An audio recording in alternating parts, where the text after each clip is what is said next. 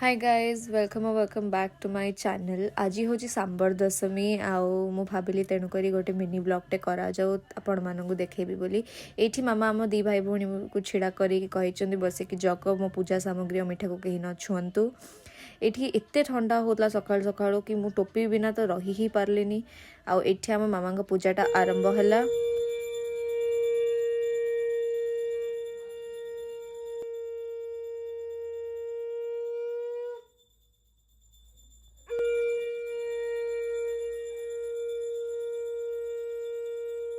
पिला दिन ही मत सांबर दशमी ओषाटा प्रबल पसंद।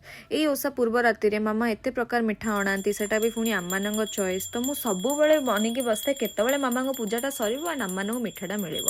ये मु आ मो सान भाई चातक बेला चाहिए बसचु केतबले मामा भोग अर्पण सर आम मान मिठाटा मिल। ये मामा मत कहले तू आस शंख बजेबू तो मुझे बसिक छिड़ा गली से शंख बजाई।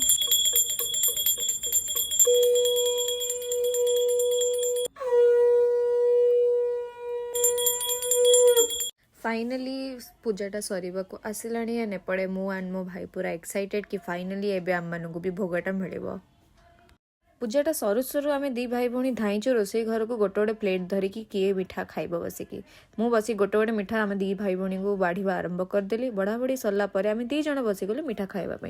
एते सकाल सकाल खाली पेटर मिठा खाई पार्टीटा भी केमतिया गोटे लगिला तो गोटे खट्टा ऑरेंजटे खाई पार्टीटा को पूरा न्यूट्रल करदेलु। या थिला किछि हमर सांबर दशमी रो ग्लिम्स। आशा करछि सब मानक भल लागिथिबो। रहुछि ताहाले बाय बाय।